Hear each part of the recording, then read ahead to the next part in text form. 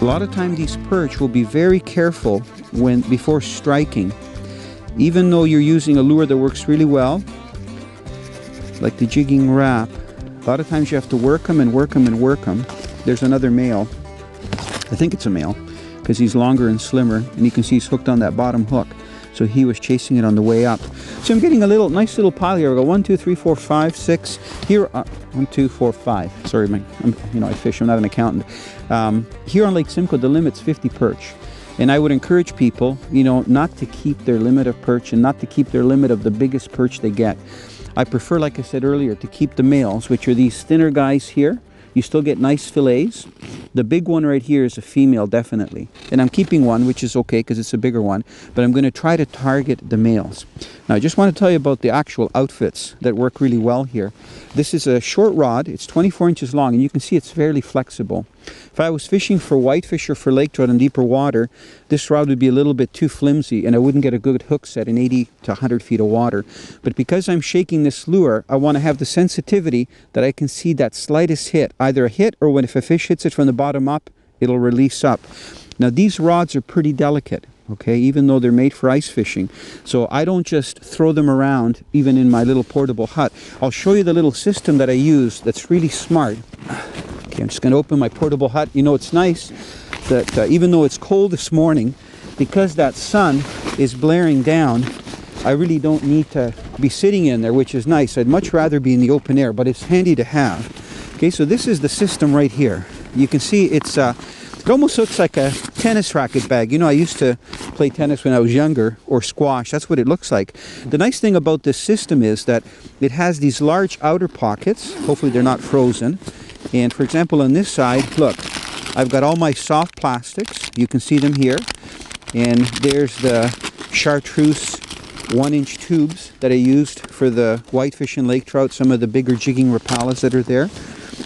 I've got a nice pocket on the other side as well. You can also put stuff here like spare gloves. I've got mine in my pocket this morning because I was cutting holes.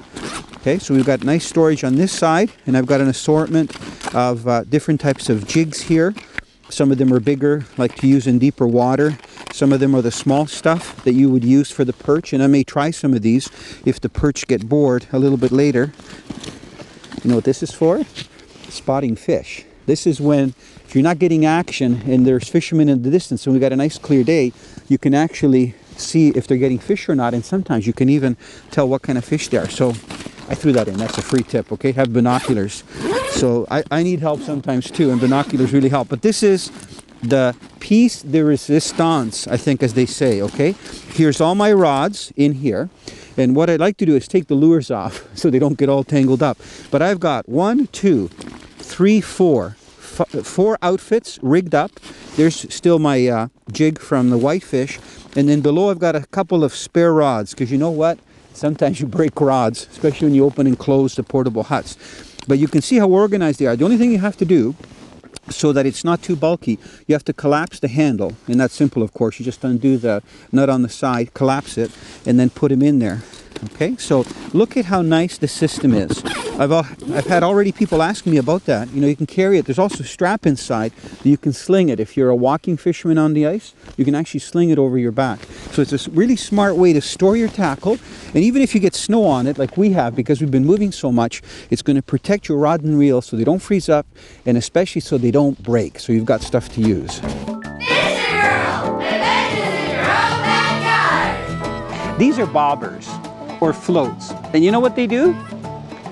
They float. They float. So if you want to keep your bait off the bottom where there's weeds and you know there's fish around there, you use a bobber. I use a bobber. Now what I'm going to explain to you is that there are different kinds of bobbers. If you're fishing in shallow water, let's say water that's less than the depth of this rod, so this rod is about 5 feet long, you would use a stationary bobber. Do you know what I mean by stationary? It doesn't move up and down the line. Okay, so it's got little clips. So if I just hold yours up, if you look at the top, if I push the plastic down, see there's a little piece of wire there. You put your line there. Then if I push the other way up, see there's a little wire there? So the line goes underneath that wire and there's a little spring in there. So I would use a stationary float if I was fishing in shallower water, let's say shallower than 5 feet. You'd clip your float on the line. You'd put 1 or 2 little split shot weights like we have here, and then you'd have your hook. So once this hits the water, the float keeps the bait off the bottom. And you watch the float, and when a fish bites, you saw this earlier, right? Because you're catching the sunfish, it starts to bob. And when you think the fish has the hook in its mouth, you set the hook and you bring it in.